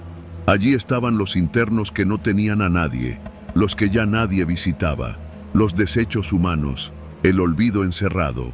En la cárcel todos se conocen por apodos. A mí me decían el pelón, aunque de pelón no tenía nada, pero así era desde que entré. Entre custodios había de todo, desde los que cumplían con su trabajo hasta los que vendían favores, drogas o incluso acceso a reos peligrosos. Pero había uno al que todos respetaban en silencio: el Gavilán. El Gavilán era un cabrón flaco, de cara angulosa, con una voz rasposa y calmada. Tenía más de 20 años en el penal, siempre en el turno nocturno. No hablaba mucho, pero era eficiente. Nunca se le escapaba un reo, nunca se metía en problemas. Lo que causaba desconfianza no era lo que decía, sino lo que callaba, lo que se decía de él. En San Rafael del Valle circulaban rumores, que el Gavilán tenía tratos con ciertos internos, que hacía trabajos sucios, que había hecho desaparecer a varios reos que, de la noche a la mañana, dejaron de existir. Pero nada comprobado, ninguna denuncia. Solo historias contadas a media voz en el comedor del personal, con la tele encendida de fondo para que las paredes no escucharan. Todo cambió una madrugada de octubre, cuando el Gavilán no se presentó a su turno. Nunca había faltado, ni una sola vez en más de 20 años. Ni por enfermedad, ni por vacaciones. Era como un mal espíritu que aparecía a las 10 en punto, con su linterna colgando del cinto y sus botas relucientes. Aquella noche lo reemplazó el comandante Saldaña, un tipo regordete y nervioso. No confiaba en nadie y se la pasaba revisando las cámaras como si esperara que algo estallara. Me asignaron el casillero del Gavilán para dejar mis cosas, lo cual me incomodó desde el principio. Era una falta de respeto usar su espacio, pero Saldaña dijo que ya no volvería, que había renunciado. Renunciado, así nomás, sin aviso, sin despedida, sin carta. El custodio más viejo del penal desaparece y dicen que renunció. No pregunté nada, solo obedecí. Esa noche recorrí los pasillos del módulo 4 como de costumbre. Pero algo estaba distinto. Los internos estaban callados, como si algo les hubiera cortado la lengua. Ni siquiera los gritos del chaparro se escuchaban, ese loco que solía cantar corridos a las 3 de la mañana. Nada. Solo silencio y la resonancia de mis botas en el concreto. Pasadas las 3, regresé a la caseta de vigilancia a tomar un café instantáneo. Busqué en el casillero del Gavilán por curiosidad, pero la puerta estaba cerrada con llave. Pensé en forzarla, pero no me atreví. En vez de eso, revisé su escritorio. Nada fuera de lo común. Un cuaderno viejo con anotaciones sin importancia y una hoja amarillenta con la lista de los internos del módulo 4, escrita a mano. Pero al final de la lista había algo raro. Nombres tachados, como si hubieran sido eliminados del sistema a mano. Uno me llamó la atención: Víctor Ayala, celdas 42B. Ese nombre no aparecía en los registros oficiales. Lo sé porque en los últimos meses había estado haciendo controles de conteo y jamás vi a nadie con ese nombre. Volví al módulo. Me dirigí a la celda 42B, una de las más alejadas. Abrí la mirilla. Vacía. Sin cama, sin pertenencias, solo una mancha oscura en la pared del fondo. No dije nada. Anoté en mi libreta: celda 42B vacía, sin asignación. Las noches siguientes seguí viendo más cosas raras. En otra ronda encontré una toalla ensangrentada tirada junto al sanitario del módulo. Nadie reclamó nada. Pregunté a los internos y todos bajaron la mirada, como si no supieran o no quisieran saber. Una madrugada encontré colgado en la reja un par de uñas humanas, cuidadosamente alineadas como si alguien las hubiera coleccionado. Notifiqué al comandante Saldaña, quien solo dijo: debió ser uno de los locos, guárdalas para el informe y sigue patrullando. Pero el verdadero horror llegó el día que el nuevo custodio asignado al casillero del Gavilán, un chavito llamado Raúl, decidió romper el candado y ver qué había dentro. Estábamos él y yo. Él reía, nervioso, haciendo chistes para romper la tensión. Dijo: a lo mejor el viejo tenía escondida una botella. Golpeó el candado con una palanca hasta que cedió. El olor fue lo primero que salió, no a la putrefacción, sino a algo seco, viejo, como tierra de panteón. Dentro del casillero había una caja de madera, unas uñas humanas meticulosamente ordenadas, como si fueran trofeos, cada una con una fecha escrita con marcador. 14 en total, una para cada año de los últimos 15, excepto uno. El 2018 no tenía ninguna. Junto a la caja había una libreta con letras diminutas. Crónicas, no de trabajo, sino de ejecuciones. Víctor Ayala, celda 42B, no suplicó, aguantó todo. Buen material. Una más para la colección. Raúl se fue directo a vomitar. Yo no pude moverme. El nombre, el mismo de la lista. Fuimos al comandante Saldaña con la caja y la libreta. Su rostro cambió.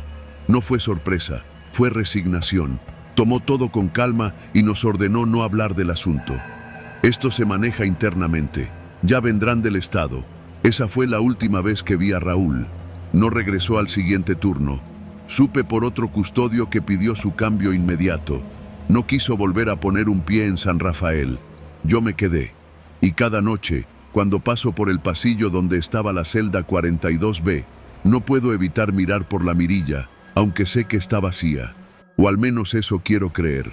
Dicen que el Gavilán huyó, que lo sacaron por la puerta trasera una madrugada con la cara tapada, que alguien importante lo protegía, que los internos sabían, pero nunca dijeron nada por miedo a terminar como los de la libreta, como los que desaparecieron.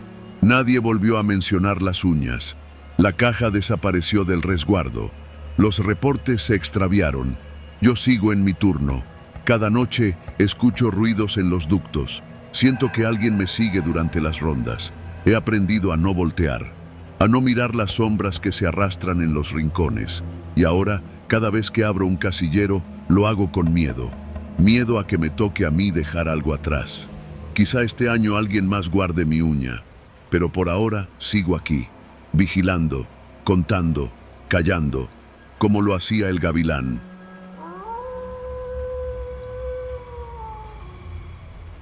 Nunca imaginé que terminaría aquí adentro, y menos por algo que ni siquiera hice. Mi nombre es Elías Mendoza, y hace 3 años me encerraron en el penal de San Juan del Rincón, en el Estado de México. No voy a decir que era un santo, pero tampoco era un asesino. Robé autopartes, sí. Me cacharon una vez con un lote de computadoras para camionetas y eso bastó. 5 años, sin chance de reducción. Pero esta historia no se trata de mi condena. Esto va más allá. Comenzó cuando llegó un tipo nuevo al módulo 5. Le decían el licenciado. Nadie sabía su nombre real.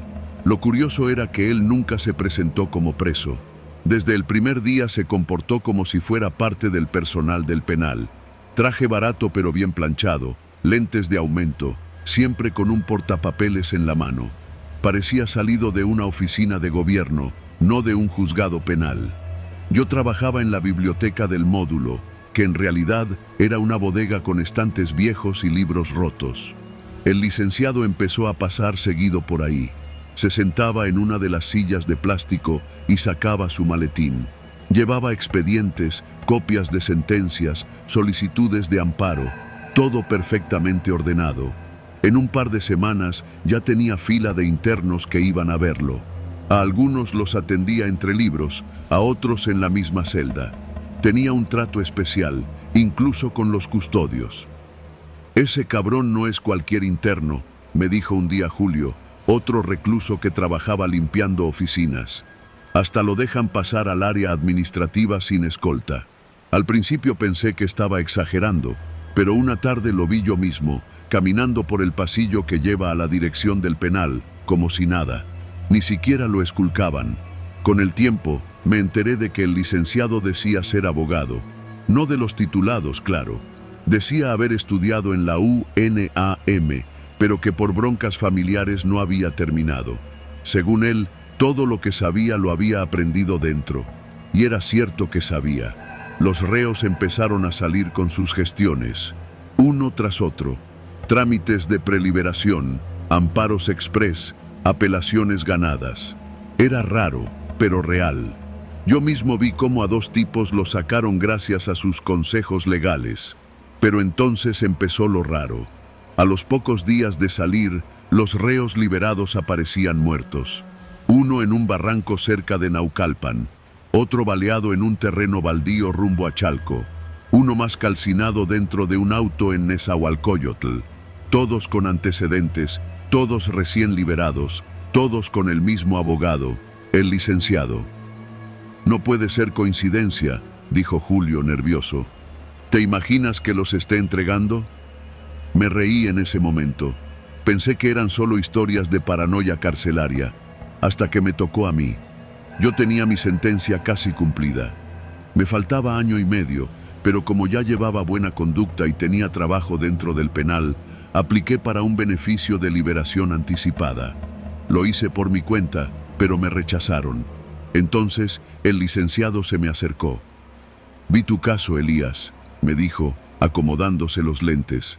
«Te metieron más años de los que correspondían. Si quieres, puedo ayudarte». Le respondí con desconfianza, pero acepté. No tenía nada que perder. En menos de un mes, todo se movió.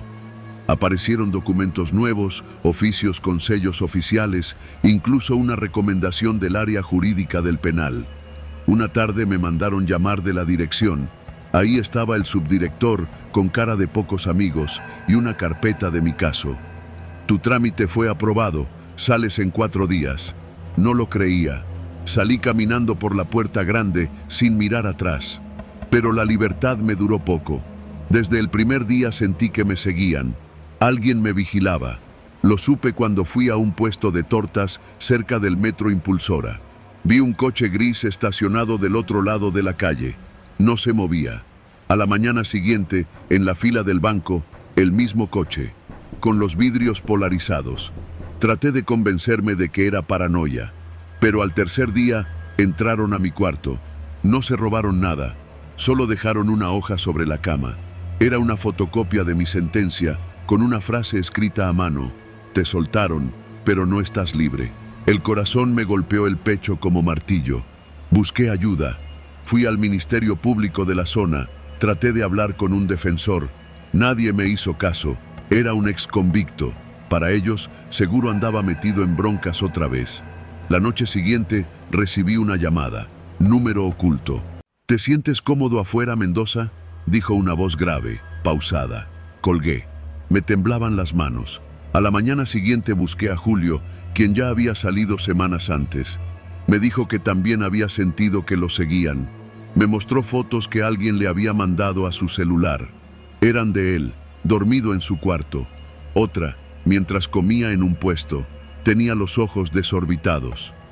Yo ya hablé con un primo que me va a mover del país, me dijo. Esto es más grande de lo que crees. Intentamos juntar pistas. ¿Quién era realmente el licenciado? Empezamos a buscar en redes sociales. Ni una foto, ni una referencia. Nadie lo conocía fuera del penal. Preguntamos en un grupo de exreos. Todos tenían la misma historia. Salieron por ayuda de él y después empezaron las amenazas, los seguimientos, el miedo. Una tarde, Julio desapareció. Me llamó 2 horas antes. Estaba en la central camionera, listo para irse a Monterrey. Le dije que me avisara al llegar. Nunca lo hizo. Lo encontraron flotando en un canal de aguas negras, sin identificación. Solo lo reconocieron por los tatuajes. Fue ahí cuando entendí. No era abogado, ni era interno. El licenciado era otra cosa. Un instrumento. Alguien que trabajaba dentro del penal con una doble agenda. Liberaba reos que tenían asuntos pendientes con alguien, gente que debía dinero, que sabía demasiado o que simplemente estorbaba. Les daba salida legal para que pudieran ser ejecutados sin levantar sospechas. Afuera nadie investiga si un exconvicto aparece muerto. Solo es uno menos. Y yo estaba en esa lista. Me escondí. Cambié de nombre, de ciudad, hasta de acento. Dormía en refugios, en iglesias. No contestaba números desconocidos. No hablaba con nadie más del penal. Pensaba que, con el tiempo, se olvidarían de mí. Pero hace 2 semanas, alguien dejó un sobre bajo la puerta del cuarto donde duermo ahora. Adentro, una hoja. Solo decía, «Tu tiempo se acabó, Mendoza». El licenciado no olvida. No sé cuánto me quede. Pero si estás leyendo esto y alguna vez estuviste en San Juan del Rincón y ese tipo te ayudó a salir, huye. No confíes en nadie, porque el licenciado no es un preso ni un abogado. Es una sentencia con traje y su firma siempre se cobra.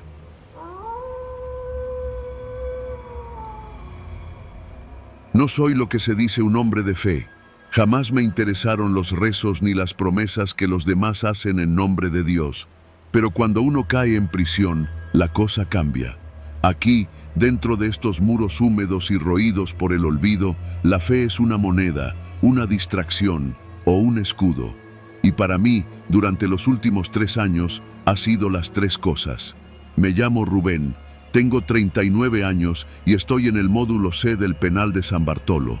Me echaron 12 años por un delito que prefiero no mencionar. Digamos que en la calle hice cosas que no debí, y aquí estoy pagando por eso. La historia que voy a contarte no es sobre redención ni milagros. Es sobre lo que ocurre cuando un lugar sagrado se convierte en otra cosa, algo que no puedo explicar del todo, pero que dejó cicatrices que todavía arden. La capilla del penal es una construcción gris, con una cruz de metal oxidado en lo alto que chirría cada que sopla el viento. Está al fondo del complejo, entre los talleres y el comedor. Allí se celebran misas una vez a la semana, los viernes, a las 4 de la tarde. El padre que oficia no es de planta, viene desde Toluca en un auto que parece que se va a desarmar en cualquier momento. Le dicen el padre Tomás. Es un tipo flaco, con la piel tan arrugada que parece que lleva décadas metido en túneles sin sol. A mí siempre me dio mala espina, pero no por lo que decía, sino por cómo lo decía. Sus sermones tenían un tono extraño, casi clínico, como si estuviera recitando diagnósticos en lugar de versículos. Aún así, empecé a ir a misa, no por devoción, sino porque era uno de los pocos espacios donde los custodios se relajaban. Podías sentarte sin que te gritaran, y si ponías cara de arrepentido, hasta te daban chance de recibir hostia y vino. Había días en que ese traguito de vino era lo más cercano a una caricia. Pero lo raro comenzó hace unos 3 meses. Todo cambió con una misa. Recuerdo que ese día la capilla estaba más llena de lo normal. No sé si era porque había llegado una remesa nueva de internos o porque andaba lloviendo fuerte y la capilla era el único lugar sin goteras.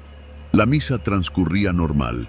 Cánticos mal entonados, los mismos versículos de siempre y ese olor a humedad mezclado con incienso barato.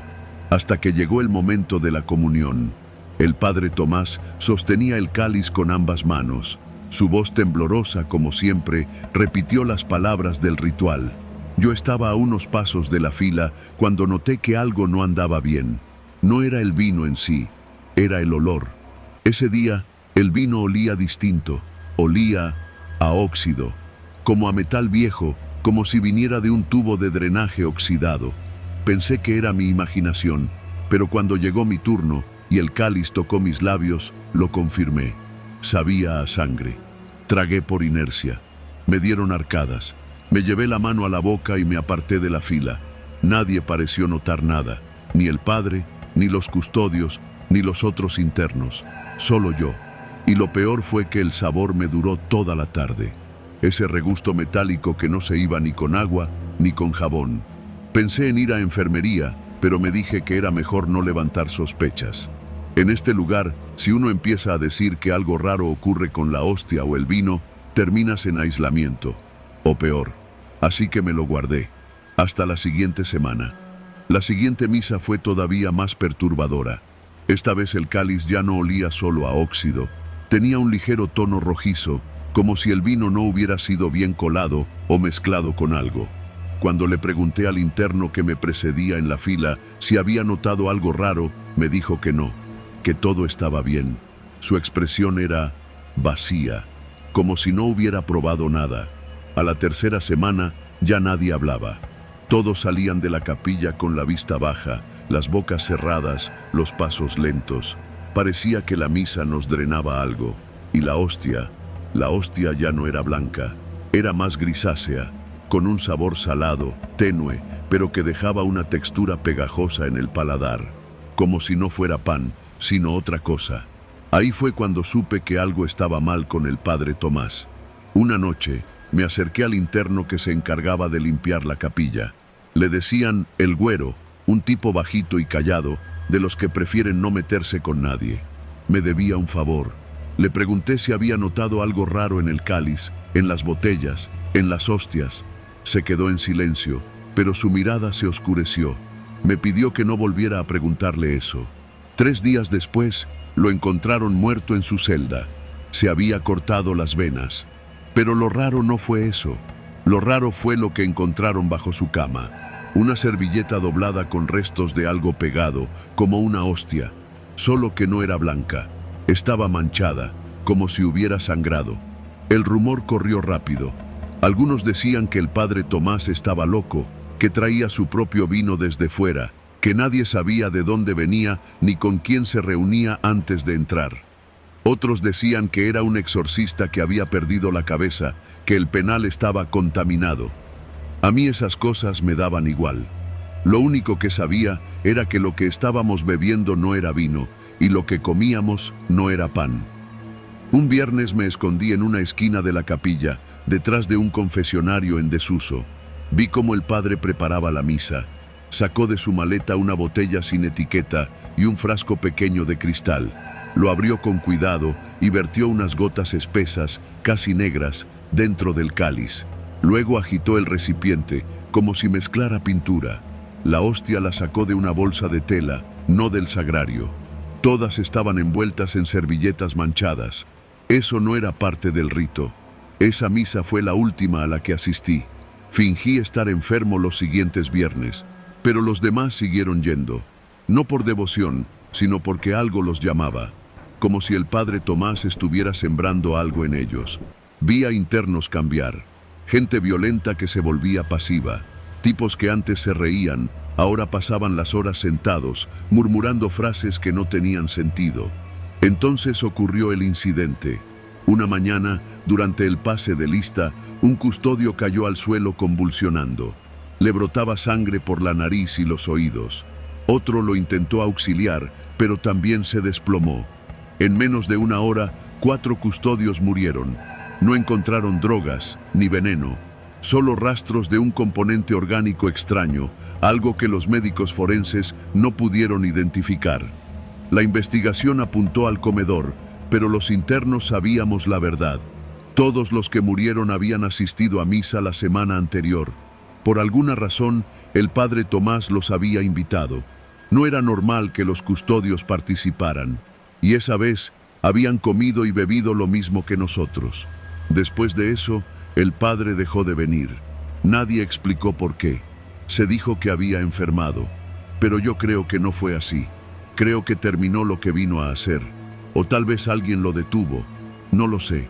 Lo que sé es que desde entonces las misas están suspendidas y la capilla cerrada con candado. Pero por las noches, desde mi celda, todavía escucho algo.